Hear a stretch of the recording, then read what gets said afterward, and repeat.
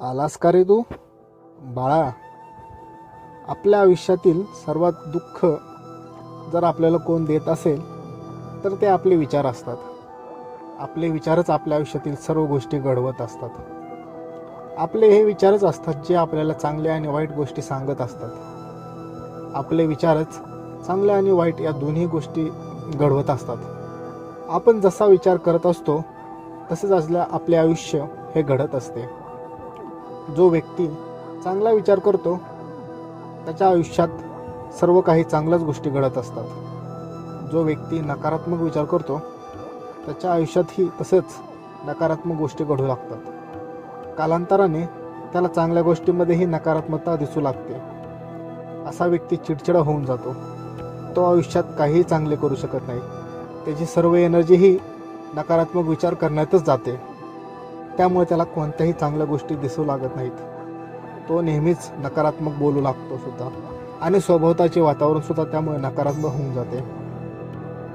लक्षात ठेव, या उलट जो व्यक्ती सकारात्मक विचार करतो तो अडचणींमध्येही सकारात्मक विचार करतो. तो संकटावर मात करून पुढे जात असतो. त्यामुळे त्याच्या आयुष्यात सगळ्या गोष्टी ह्या चांगल्याच घडत असतात. त्यामुळे विचार करताना नेहमी चांगलाच विचार करत जा. आपल्या चांगल्या विचारांना दैनंदिन जीवनात आचरणात आणत जा. चांगले विचारच आपल्याला दुःखातून सुखात जाण्याची प्रेरणा देतात. यातून आपण संकटावर मार्ग काढू शकतो. संकटांवरती आपण मात देऊ शकतो. चांगले विचार ठेवल्यावर माणसाचे नेहमी चांगलेच घडते. बाळा, जीवनात जर समाधानी राहायचे असेल तर कोणाकडूनही जास्त अपेक्षा ठेवू नकोस. ज्याच्याकडून आपण जेवढ्या जास्त अपेक्षा ठेवतो आपल्याला त्रासही त्या व्यक्तीकडूनच जास्त होतो. आपल्याला त्याच्याकडूनच जास्त दुःख मिळते. ज्याच्याकडून आपण कमी अपेक्षा ठेवतो त्याच्याकडून आपल्याला जास्त दुःख भेटत नाही. त्यामुळे आयुष्यात जर समाधानी राहायचे असेल तर कोणाकडूनही जास्त अपेक्षा ठेवू नकोस. कारण जास्त अपेक्षा असल्यावर त्राससुद्धा आपल्याला तेवढा जास्तच होतो. आम्हाला माहीत आहे, तुला सुद्धा आयुष्यात असे अनुभव आले आहेत. तू ज्यांच्याकडून तुझ्या संकटाच्या काळात आधार आणि आपला माणूस म्हणून अपेक्षा ठेवलीस त्या सर्वच व्यक्तींनी तुला धोका दिला आहे. त्या व्यक्तींनी तुझा विश्वासघात केला आहे. तुला त्यांनी फसवलं आहे. त्यामुळे लक्षात ठेव, इथून पुढे कोणाकडूनही जास्त अपेक्षा ठेवू नकोस. प्रत्येक व्यक्ती हा स्वार्थी असतो. तुझे मन खूप भावनिक आहे बाळा. तुझ्या मनाला लोकांवरती होणारा अन्याय सहन होत नाही. दुसऱ्याला झालेला त्रास तुला कधीच सहन होत नाही. तू स्वतः कधी मुद्दाम कोणाला त्रास दिला नाहीस आणि देतही नाहीस. जो व्यक्ती तुला त्रास देतो तू त्याच्या वाईट काळातही त्यांना मदत करतोस. तुझे मन खूप साफ आहे बाळा.